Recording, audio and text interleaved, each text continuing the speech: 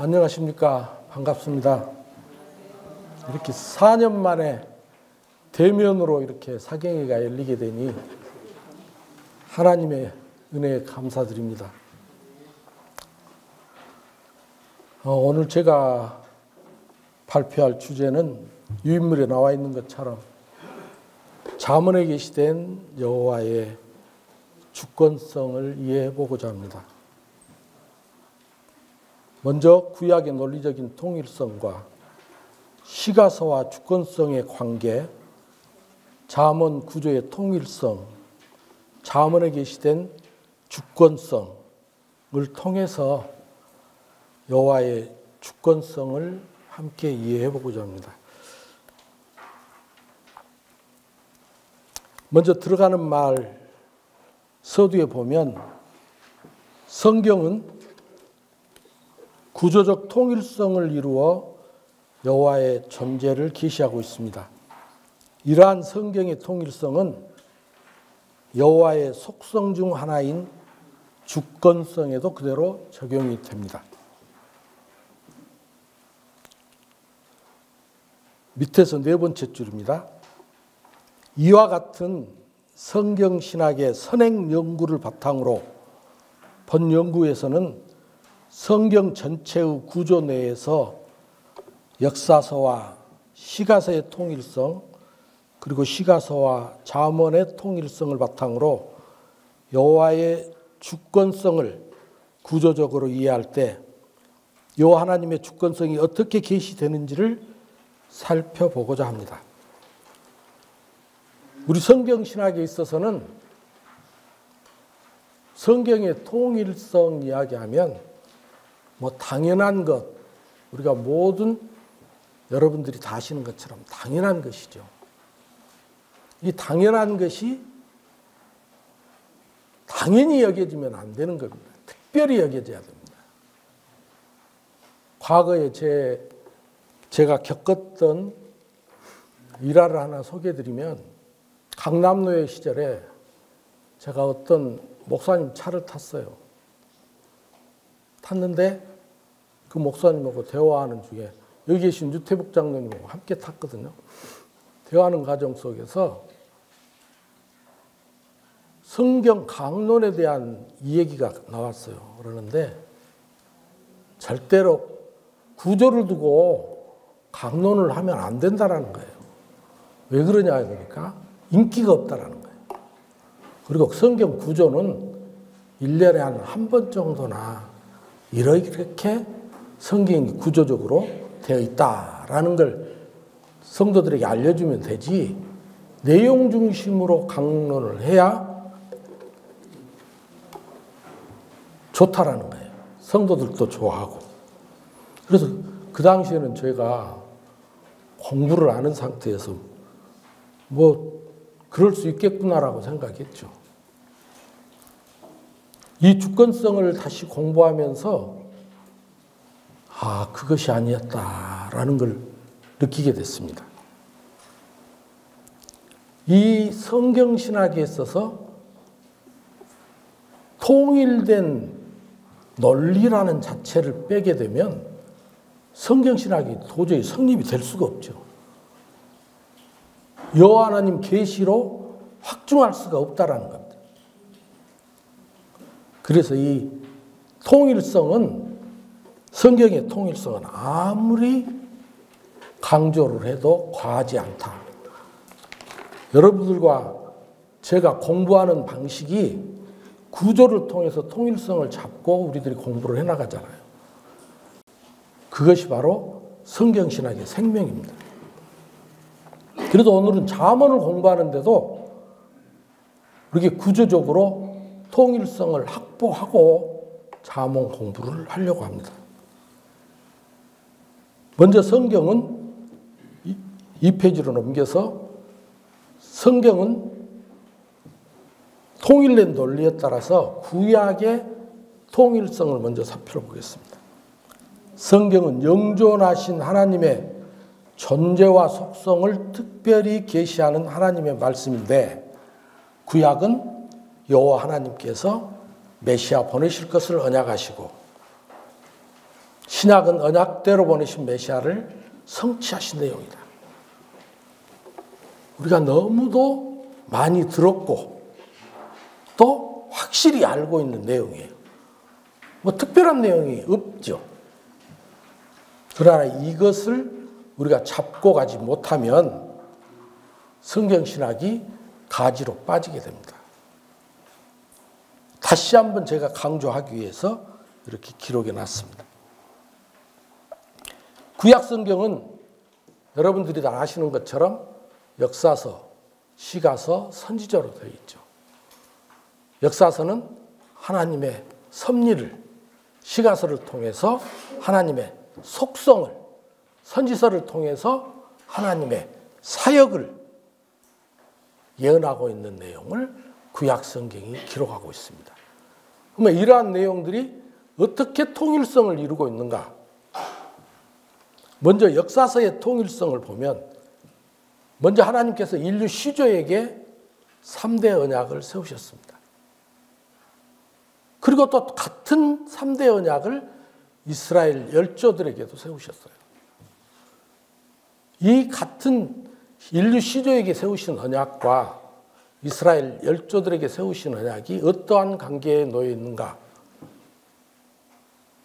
하나님께서 인류 시조에게 세우신 3대 언약을 확증해 주시기 위해서 모형적으로 이스라엘 열조들에게 언약을 세우신 겁니다. 세우신 언약을, 이스라엘 열조들에게 세우신 언약을 그대로 성취해 주심으로 인류 시조에게 하신 언약도 반드시 이루어 주시겠다라는 그런 확신을 우리에게 증명해 주시는 내용이다. 그래서 이러한 상태로 역사서가 선지서와 시가서와 선지서 기록이 되어 있는 상태에서 역사서를 살펴봤는데 역사서 내용이 하나님께서 반드시 언약하시고 언약대로 성취해 주시는 그 내용을 통해서 여호와의 존재를 보여주시고 있어요. 확증해 주시고 있어요. 그리고 시가서 내용을 보면 시가서 내용은 역사서를 바탕으로 하나님의 신적 속성을 찬양하는 내용이에요. 그 배경이 다 역사서를 배경으로 하고 있어요. 언약대로 열조들에게 하신 언약을 그대로 성취해 주심에 대해서 속성별로 찬양하고 있는 내용이 시가서 내용이다. 역사서와 뗄래야 뗄 수 없는 관계 속에 있다는 거죠. 그리고 선지서도 그 역사적인 배경 하에서 선지자를, 역사를 섭리하시는 과정 속에서 선지자를 보내십니다. 그리고 선지자들이 예언을 하게 되죠. 그래서 언약대로 성취해 주셔서 열조들에게 언약하신 대로 성취해 주셔서 다윗 왕국을 세워 주셨잖아요. 근데 세워 주신 다윗 왕국은 진짜가 아니고 모형이라는 것을 선지자들이 예언하고 있어요. 그래서 그 모형은 패망할 것이고 그리스도를 통해서 다시 회복할 그 나라를 예언하고 있는 겁니다. 이것이 선지서예요.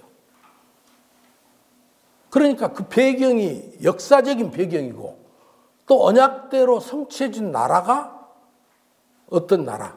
모형적인 나라이기 때문에 실제적인 인류 시조에게 언약하신 실제적인 나라를 세워주시겠다라고 선지자들이 예언하고 있는 내용이 선지서이기 때문에 역사서와 선지자도 논리적인 통일성 관계 속에 있다라는 거죠. 맨 밑에 줄을 보면 이 페이지, 따라서 구약 성경은 서로 떨어지지 아니하고 밀접한 관계로 논리적 통일성을 유지하고 있다. 여러분들이 잘 아시는 내용이기 때문에 간략하게 연결했습니다. 시가서와 주권성과의 관계. 시가서는 엽기서를 통해서 여호와의 전능성을, 시편을 통해서 여호와의 신실성을, 잠언을 통해서 여호와의 주권성을, 전도서를 통해서 여호와의 영원성을, 아가서를 통해서 잠언의 자비성을 찬양하는 여호와의 속성 찬양이죠. 욥기서 내용을 보면 하나님께서 하나님을 잘 경외하고 하나님이 의롭다가 하시는 욥을 사탄에게 맡겨서 치십니다. 망하게 하시고 또 흥하게 하십니다. 사탄 권세를 어찌입니까? 주관하고 계시고 인간의 생사화복도 하나님께서 주관하고 계세요. 전능자이심이 확실합니다. 그런데 우리 성경신학 구조로 보면 가운데 부분이 있죠. 가운데 부분. 뜻대로 하나님께서 하십니다. 욥의 친구들은 무엇인가 너가 잘못했기 때문에 벌을 받고 있다라고 이야기합니다. 그러나 욥은 한결같이 내 잘못으로 인해서 내가 벌을 받은 것이 아니고 하나님의 작정하신 뜻으로 기쁘신 뜻 따라서 내가 벌을 받고 있다. 한결같이 이야기하고 있어요. 이 작정하신 뜻, 이것을 바로 절대 주권적 섭리라고 합니다.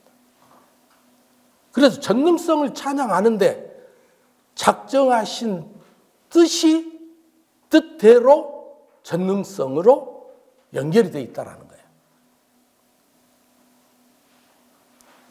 그리고 전능성은 전능하신 하나님이셔야만이 창세전에 작정하신 뜻을 이룰 수가 있어요. 그러죠? 전능하신 하나님이 아니시면 작정을 해놓고도 이루실 수 없습니다. 그래서 욥기서의 전능성은 창세전에 작정하신 뜻을 이루시는 여호와의 주권성의 전제이고 주권성은 본질에 해당한다. 이렇게 이야기할 수 있습니다. 그리고 시편으로 넘어가서 보면 시편은 하나님께서 언약하시고 언약대로 성취해 주시는 신실성을 찬양하는 내용이죠. 이것도 그냥 언약하시는 게 아니잖아요.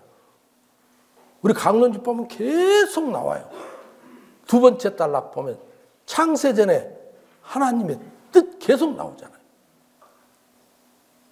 그래서 그냥 언약하는 것이 아니고 창세전에 작정하신 뜻대로 언약하시고 언약대로 성취해 주신 신실성입니다. 그래서 창세전 작정하신 뜻을 하나님께서 주권적으로 이루세요. 인간의 행위와 아무 관계없이 그 어떠한 것으로부터 제약을 받지 아니하시고 하나님께서 이루어 주신다는 거예요. 이게 절대 주권이에요. 그래서 신실성도 절대 주권과 관계 있죠. 그래서 절대 주권을 하나님께서 이루시는 과정적 섭리가 바로 시편입니다. 그리고 잠언의 주권성은 하나님께서 지혜를 주관하시고 명철로서 왕가를 세우십니다. 지식으로서 나라를 다스려 주세요. 그런데 이런 이스라엘 나라의 하나님의 섭리는 실제가 있다라는 것을 보여주고 있어요. 그게 어디서 보여주고 있냐면 잠언 8장 22절 이하에서 보면 그 지혜는 창세전에 하나님과 함께 계신 지혜로 표현하고 있거든요. 그래서 이미 이스라엘을 하나님께서 지혜를 주관하셔서 왕가를 세우시고 나라를 다스리시는 그 지혜는 이미 창세전에 실제로 존재한 나라임을 계시하고 있다는 거죠. 전도서를 살펴보면 전능하신 하나님께서 창세전에 작정하신 뜻에 따라 언약하시고 언약대로 이루셔서 세우시는 그 나라. 잠언 주권성, 나라의 주권이잖아요. 그 나라는 영원한 나라다라는 겁니다. 영원한 나라. 그것을 전도서에서 찬양하고 있습니다. 그래서 영원성은 하나님의 주권성의 원형이에요. 원형. 창세 전에 있었던, 원래 있었던 그 나라의 주권이라는 이야기죠. 그리고 그 영원한 나라의 백성은 이미 창세전에 하나님의 작정하신 뜻 가운데서 예정되어 있다. 그 예정된 백성을 하나님께서 언약하시고 변함없이 사랑해 주신다. 이거 야가서 내용이잖아요. 그래서 결국은 시가서 전체 내용이 하나님의 창세전 작정하신 뜻에 따라서 주권적으로 섭리하시는 하나님의 역사 섭리와 뗄라야 뗄 수 없는 관계 속에 있다는 것을 알 수 있습니다. 4페이지로 넘겨서 위에서 세 번째 줄을 보면 이상과 같이 시가서를 통한 5대 속성은 언약대로 성취하시는 여호와의 절대적 주권성을 계시하는 섭리임을 우리가 확인할 수 있습니다. 아무것도 제약을 받지 아니하시고 영향을 받지 아니고 오직 하나님의 무한하신 은혜로 성취된다라는 것이 바로 여호와의 주권성이다. 잠언의 구조적 통일성 살펴보도록 하겠습니다.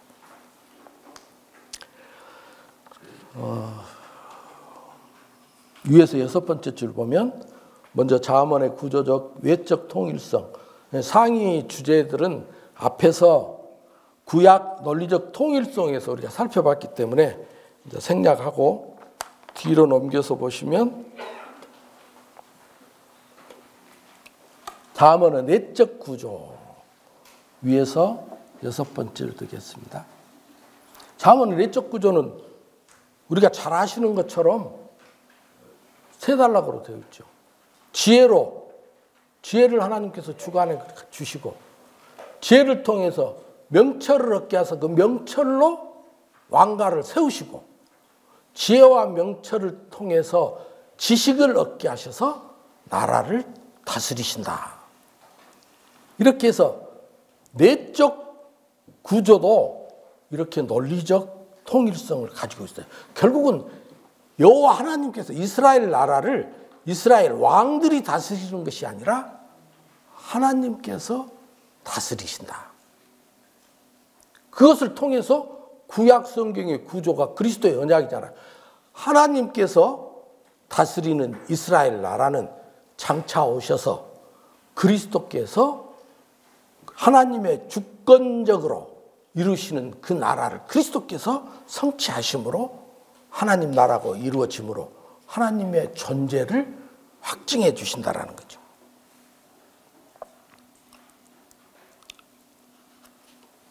밑으로 내려가서 잠언의 통일 구조에 게시된 주권성 내용입니다.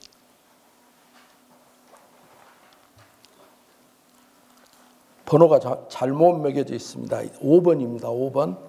잠언의 통일 구조에 게시된 주권성. 이제 잠언 우리 구조로 보면 먼저 잠언의 서론이 나옵니다.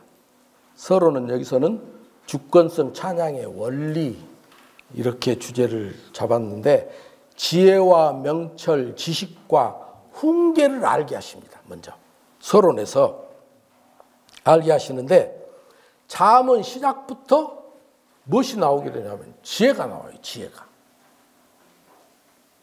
지혜인데 고린도전서 1장 24절에 보면 헬라인이나 유대인이나 부르심을 입은 자에게는 그리스도는 하나님의 능력이요 하나님의 지혜라고 말하고 있어요.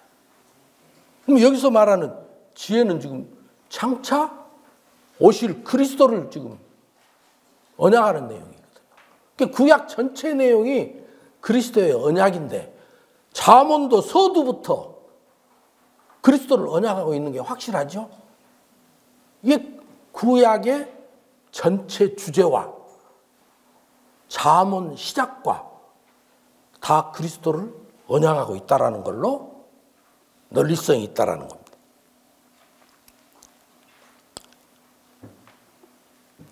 성경신학의 총서를 집필하신 저자님께서 지혜를 강론집에 이렇게 설명하고 있어요.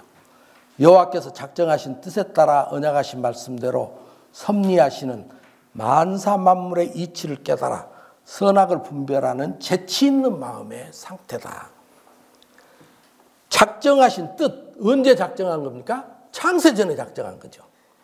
이렇게 창세 전부터 하나님께서 작정하시고 섭리하시는 선악을 분별하는 마음의 상태. 이것이 바로 지혜입니다. 지혜.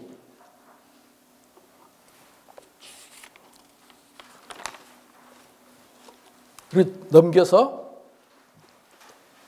위에서 두 번째 줄 보면 지혜는 또한 무엇의 근거가 된다? 명철의 근거가 된다. 명철이란 제가 간단히 설명하면 지혜는 창세전부터 시작된 하나님의 섭리를 아는 것이고 이 명철은 피조세계, 창조부터 심판까지 피조세계 내에서 언약대로 섭리하시는 총체적인 여호와의 섭리를 밝히 깨닫는 마음의 작용이에요. 그러니까 지혜가 없으면 명철이 올 수 없겠죠. 그래서 명철의 근거가 바로 지혜다라는 거죠.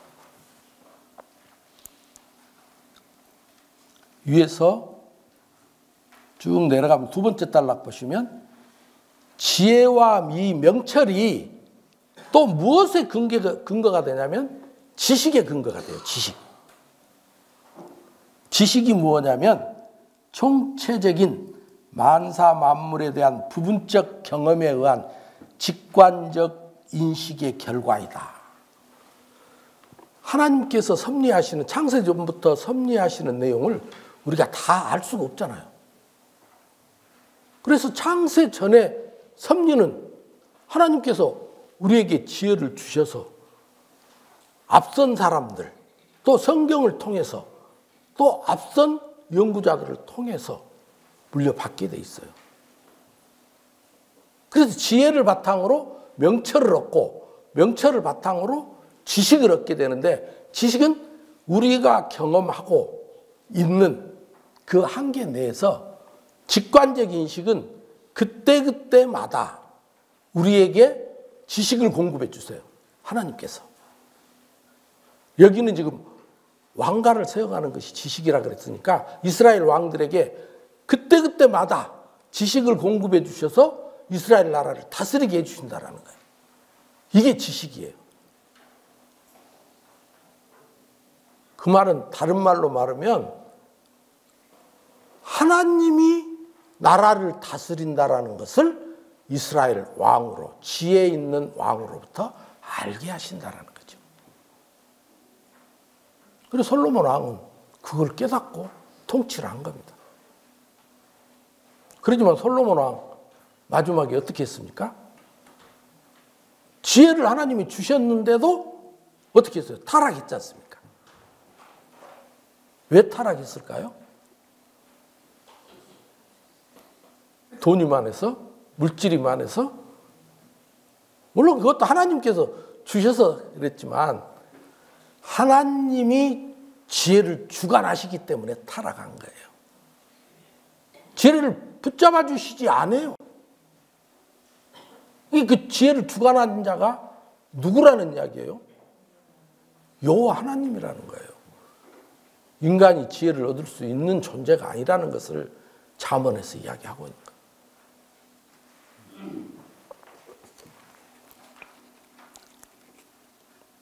그리고 지혜와 명철과 지식으로 이렇게 연결되는 고리가 있어요.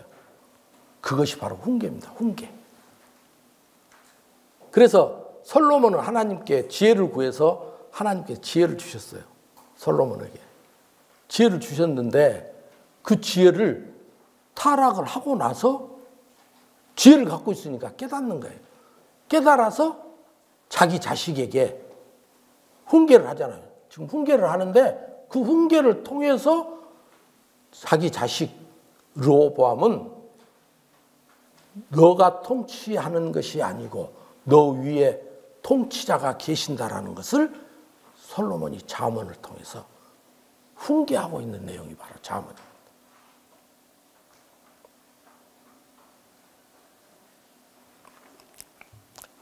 선악의 분별의 지혜와 근신에 대해서 나옵니다. 먼저 이것을 우리 구조로 보면 지혜를 지혜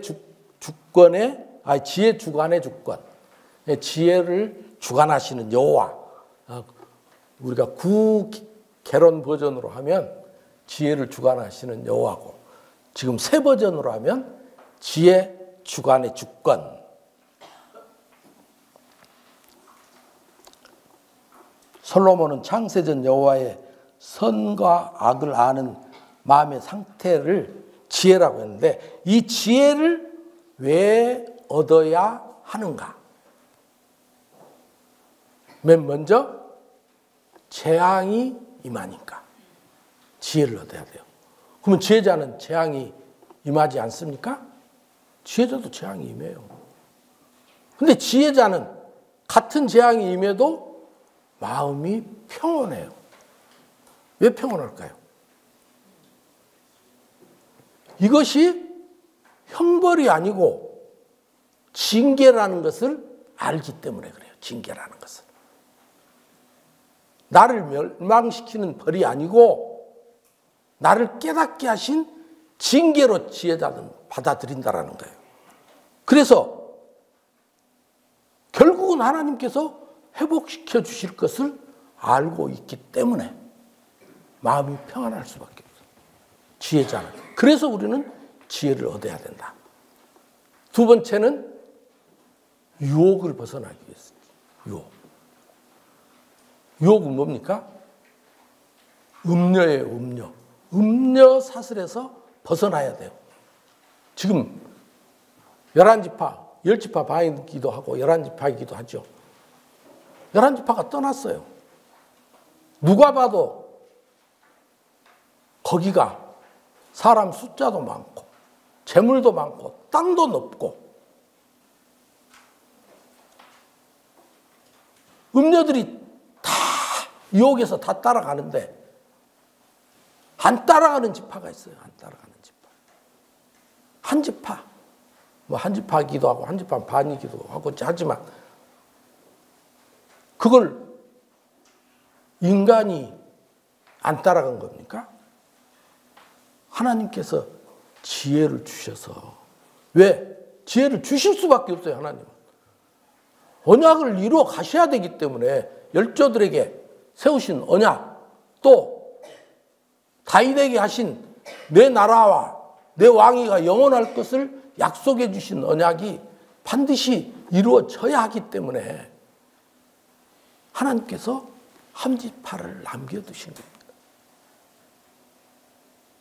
인간이 똑똑해서 인간이 지혜를 얻어서 남겨두신 것이 아니다라는 거예요.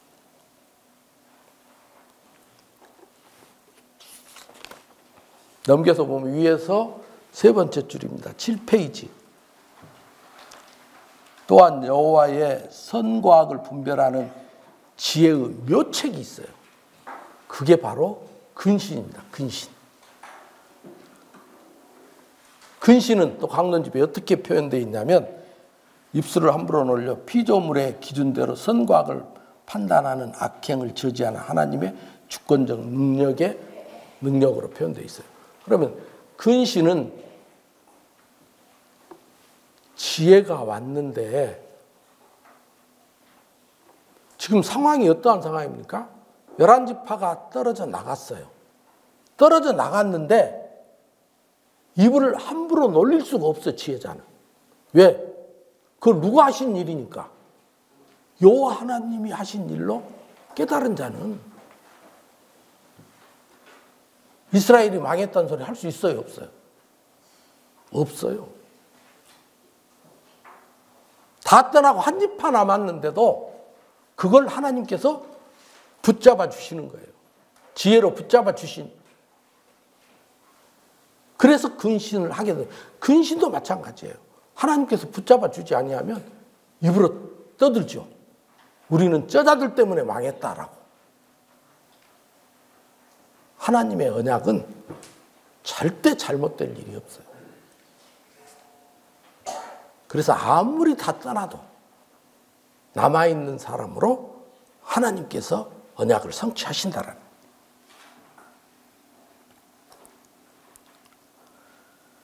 그 밑에 보면 잠언 7장 27절에 보면 솔로몬은 음녀의 길을 죽음의 길이라고 경고하는 내용이 나옵니다. 그건 여로보암의 길인데, 여로보암은 어째요? 북쪽으로 가가지고 사마리아에 있다 신전을 세우고 제사장부터 자기 마음대로 뽑고 절기도 거기서 그냥 드리는 거예요. 자기 마음대로. 이게 지금 음녀의 길인데, 이 길은 솔로몬은 죽음의 길이라고 이야기하고 있어요. 죽음의 길. 반드시 멸망하는 길. 솔로몬은 지혜가 있기 때문에 이걸 알아요. 알기 때문에 자기 자식에게 절대 따라가지 말아라.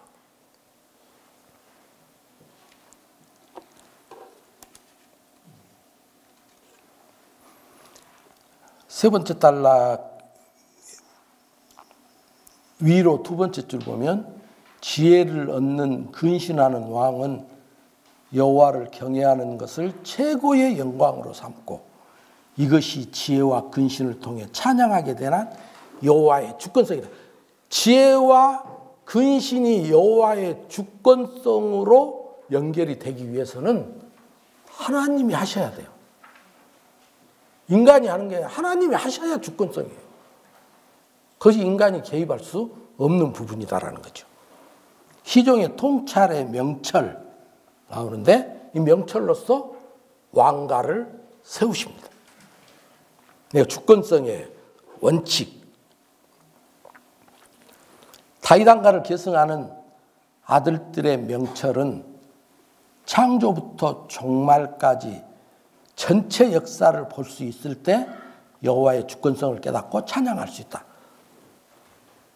창세 전부터 지혜를 바탕으로, 지혜가 명철의 근거라고 앞에서 이야기했지 않습니까? 그래서 반드시 지혜, 창세 전부터 하나님의 섭리를 통해서 선과 악을 우리가 알고 있는 상태에서 이 피조 세계의 일이 깨닫게 되는 거예요. 그게 명철입니다. 이 명철을 얻게 되면 부모에게 순종하게 돼요. 왜 지금 여기는 왕가를 세우신다 그랬잖아요. 왕이 자기 부모의 말을 안 들으면 왕가가 세워집니까? 안 세워집니까? 안 세워지잖아요. 유다 왕가가 북쪽 이스라엘처럼 3, 4대 만에 계속 바뀌죠. 남쪽 유다는 어떻게 하나님께서 붙들어 주셔서 그대로 유지가 돼 가잖아요. 왕통이. 그래서 부모에게 순종하게 된다. 그 다음에 두 번째로는 재물을 의지하지 않게 돼요. 그런데 명철이 없는 왕은, 지혜와 명철이 없는 왕은 권력과 명성을 쟁취하는 사망의 길을 가게 되는데, 정해진 왕의 계승권을 모르고 욕심에 빠져 반역을 일삼는 누구다? 아도니아가 대표적인 예다 그 말이에요.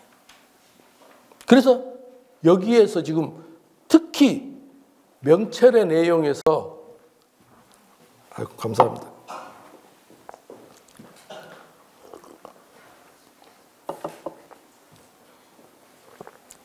명철의 내용에서는 아도니아하고 강론집에 보면 많이 연결이 돼 있어요. 앞에서 지혜는 르호보암하고 많이 연결되어 있거든요. 근데 여기서는 물론 르호보암도 나와요. 여로보암. 느보험이 아니라 죄송합니다. 여로보암이 요거 연결된 부분도 많이 나오지만 여기서는 아도니아 이야기가 많이 나와요. 여기 그냥 왕가니까.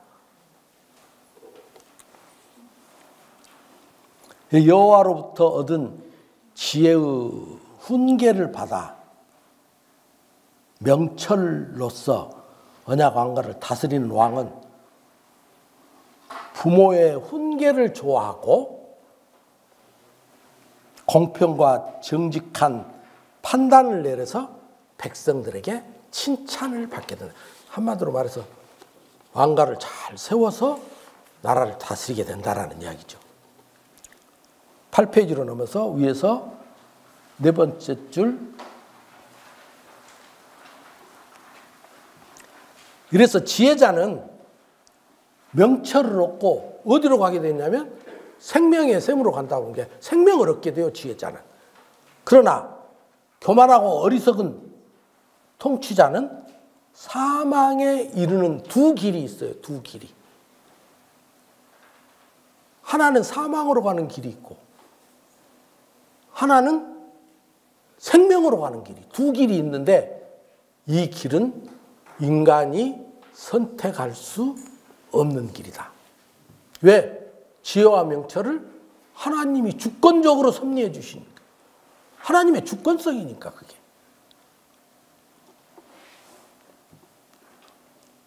잠언 16장 4절, 잠언의 요절이죠. 악인도 악한 날에 적당하게 사용하신다라는 내용. 우리가 너무도 잘 알고 있는 구절인데 이것도 왕가하고 연결이 돼 있어요. 다윗 왕가가 아닌 왕가를 통해서 이탈왕조를 세우시는 거예요, 하나님께서. 이탈왕조를 하나님께 세웠잖아요, 이탈왕조를. 왕가의 주권을 누가 가지고 있어요? 하나님이 가지고 있다는 것을 여기서 보여주는 내용이에요. 하나님께서 왕가를 이탈시키시기도 하고 또 한 지파를 남겨서 유지시키시기도 하는 것이 바로 하나님의 주권에 있다는 거죠. 또 세 번째 단락을 보면 역사적으로 볼 때 아도니아는 부친 다윗 왕을 배반하고 왕이 되고자 했죠. 그러나 어쨌어요? 실패하게 돼요. 왜 이런 일을 하나님께서 성경에 기록해 놓으셨을까요? 역사에. 하나님의 주권성을 찬양하게 하기 위해서. 아도니아 반역을 하나님께서 주관하신 거예요. 하게 하신 거예요. 그래서 왕가는 아도니아로 이어지게 하나님께서 창세전부터 준비를 안 해놓으셨는데 아도니아는 밀어내가지고 그걸 깨닫지 못하니까 지가 만세를 부르는 거예요. 하나님께서 솔로몬으로 하나님께서 작정하신 대로 왕가를 이어가게 하셨다. 그래서 왕가의 주권이 여호와께 있다라는 거죠. 넘기겠습니다. 시간 관계상. 또 위에서 다섯 번째 줄을 보면 9페이지입니다. 다투는 여인과 함께 큰 집에서 사는 것보다 움막에서 혼자 사는 것이 낫다라는, 이것도 잠언에 또 많이 나오는 내용이잖아요. 근데 여기서도 여호와 하나님께서 왕가를 주관하시는 주권을 갖고 있기 때문에, 왕가를 세우시는 주권을 하나님께서, 여호와 하나님께서 갖고 있기 때문에 떠나는 자, 함께 살라 그러고 내보내라 그 말이에요. 내보내라. 떠나는 자. 그것을 통해서 왕가를 세우시는 자가 여호와의 힘을 여기서도 보여주고 있는 내용. 다음 한쪽 가로 4번. 직관적 판단의 지식. 나라 통치 주권이죠. 하나님께서 이렇게 지혜와 명철로서 이제 지식을 얻기 위해서 나라를 다스리게 하신.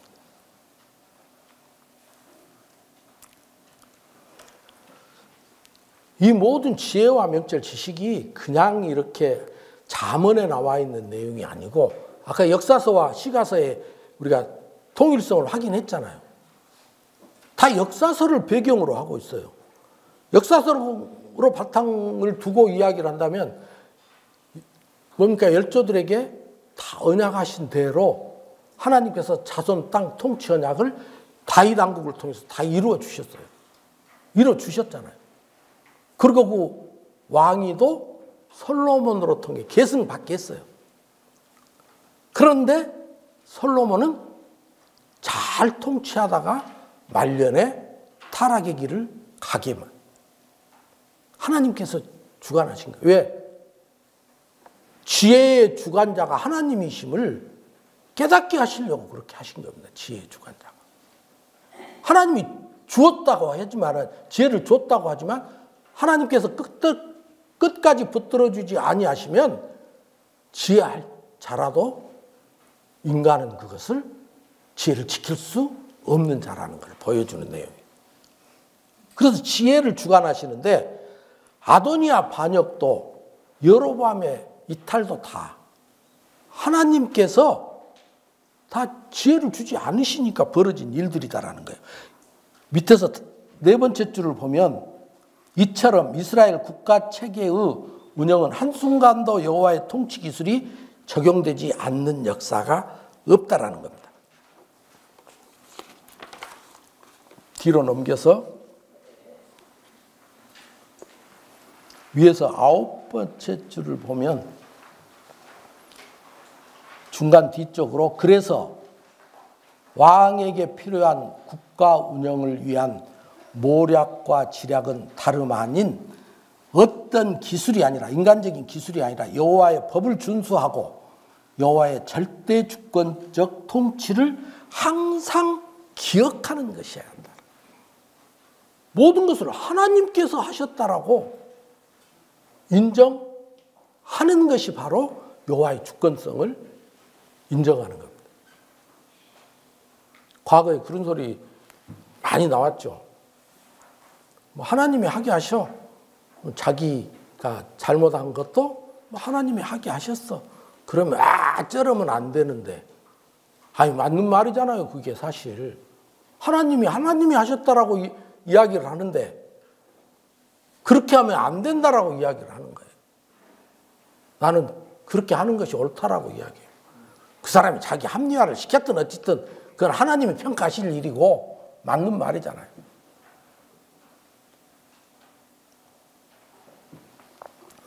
그래서 이렇게 해서 하나님의 주권적인 통치를 항상 기억하는 자들, 한마디로 말해서 직관적 지혜와 명철을 통해서 경험을 통한 직관적 인식이 생겼던 그 지식으로 이제 임하게 되면 재물과 영토에 대한 왕이 재물과 영토에 대한 탐욕이 없어져요. 11지파가 가든 수가 얼마가 가든 거기에 탐욕이 없어진다.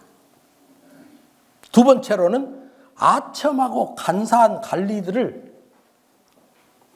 아첨하는 관리들을 분별할 수 있어요. 분별해. 저놈이 지금 나에게 아부하는 것이구나. 그걸 모르게 되면 아부하는 재물을 받고 재판을 한편의 소리를 듣고 재판을 하게 되잖아요. 그리고 자식도 지혜가 임하게 되면 지식이 임하게 되면 지혜 명철을 통해서 지식이 많은 자는 자식을 채찍으로 가르쳐요. 채찍. 요즘 그렇게 가르쳤다가는 큰일 나겠죠. 성경에는 다윗 왕가를 도덕적인 룰이 아니고 다윗 왕가를 계승해야 되는데 자기 자식을 채찍으로 가르치지 아니하면 다윗 왕가가 유지되겠습니까?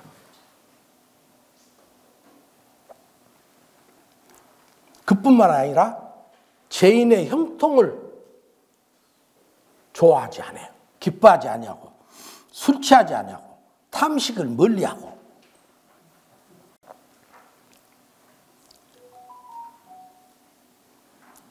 이러한 하나님께서 이스라엘 왕에게 이러한 지혜와 명철과 지식을 순간순간 계속 공급해 주셔서 하나님께서 언약대로 다스리게 하신다라는 거예요. 그 주권이 여호와께 있다라는 거죠. 쭉 내려가서 보면 잠언 24장 11절 나와 있던 내용 있죠. 그 내용을 한번 보면 멸망당할 자를 구원하라고 솔로몬은 말하고 있으면서 악인의 멸망을 하나님이 싫어하신다고 말씀하고 있어요. 왜 하나님은 악인의 멸망을 싫어할까요? 이 부분 집에 가서 찾아보면 방금 나옵니다마는 악인이 멸망하는데 의인이 보고 기뻐할 것 같으니까. 악인이 멸망하니까 의인은 보고 기뻐하는 게 당연한 것 아닌가요? 기뻐하면 누구 중심에서 판단을 하는 거예요? 내 중심에서 판단해서 너는 악인이다 평가하게 되면 나는 누구예요? 악인의 형통을 기뻐하지 말아라는 것이나 똑같은 내용이에요. 똑같은. 악인의 멸망도 기뻐하면 안 돼요. 우리는. 왜? 내 중심으로 선악을 분별하면 안 되기 때문에. 모든 건 하나님이 하셨다라고 인정하게 돼요. 남을 정죄할 필요도 없잖아요.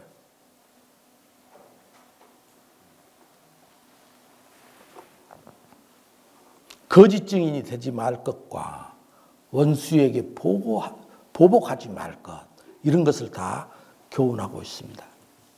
지혜와 명철을 통해서 지식을 얻게 되면 친구의 충성스러운 책망, 이게 신하의 충성스러운 책망, 르호보암은 어쨌어요? 젊은 친구들의 소리를 들었잖아요. 세금을 많이 걷어라는 친구. 근데 지식이 임하게 되면 충성스러운 신하들의 소리도 잘 듣게 되고 원수의 배신적인 입맞춤도 분별하게 된다는 거예요. 맨 밑에 줄입니다. 이렇게 보면 잠언 마지막에 언급되는 국가 형통은 여호와의 주권성에 대한 실제적 지식을 주신다는 약속의 말씀으로 우리가 이해할 수 있게 됩니다. 위에서 세 번째 줄. 그래서 하나님이 주시는 직관적 판단을 통해 사람의 피를 흘리는 사악한 자가 파놓은 함정을 직관적으로 판단할 수 있게 되고, 또 아첨하는 여와 부모의 물건을 도둑질하는 자를 공의로 다스리게 되고, 다 지금 다스림에 대한 내용이에요. 국가 통치에 대한 내용이에요. 교만한 악인과 우상을 사기려는 창기들로부터 의인을 보호하고 지혜를 사모하게 되고, 지혜와 명철 지식을 얻는 왕은 이렇게 통치를 한다라는 이야기예요. 시간이 다 됐습니다. 잠언의 마지막 부분에 아굴과 느무엘 왕의 어머니에 대한 내용이 나옵니다. 왜 이 내용이 왜 마지막에 이렇게 들어있을까요? 잠언에. 아굴도 통치자거든요. 아굴은 자신의 본성이 짐승하고 똑같다라는 거예요. 총명과 지혜가 없어가지고 나는 무지와 무능을, 자기 무지와 무능, 짐승하고 똑같다고 그걸 고백하고 있어요. 이런 자가 어떻게 통치를 합니까? 그래서 자기는 공중에 나는 독수리의 자치도 모르고 바다에 떠다니는 배의 자치, 남자와 여자가 함께한 자치, 음녀의 자치도 하나도 모른다라는 거예요. 하나도 몰라. 그러니까 한마디로 말해서 통치의 자격이 없다라는 거예요. 하나도 몰라서 무지하다라는 거예요. 무지. 그런데 그 다음에 느무엘 왕 어머니의 훈계가 나와요. 그러니까 왕가를 세우고 나라를 다스리기 위해서는 누구의 훈계를 들어야 돼요? 부모의 훈계를 받게 돼 있어요. 그래서 솔로몬이 잠언을 통해서 누구에게 훈계하고 있어요? 자기 자식에게 훈계하고 있어요.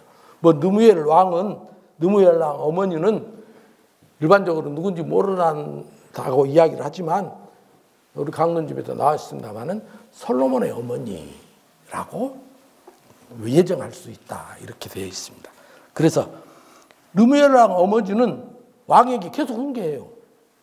너의 왕의 힘을 여자에게 다 쏟지 말고 독주를 마시지 말고 궁핍한 자를 공의로 재판하고 궁핍한 자를 구제하고 이러면서 계속 훈계를 이어가는 거예요.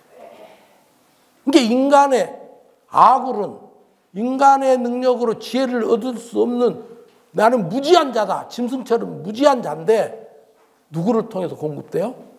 하나님께서 왕은 부모를 통해 솔로몬이 자식에게 훈계하는 것처럼 그렇게 하나님께서 지혜와 명철과 지식을 주셔서 나라를 다스리게 하신다.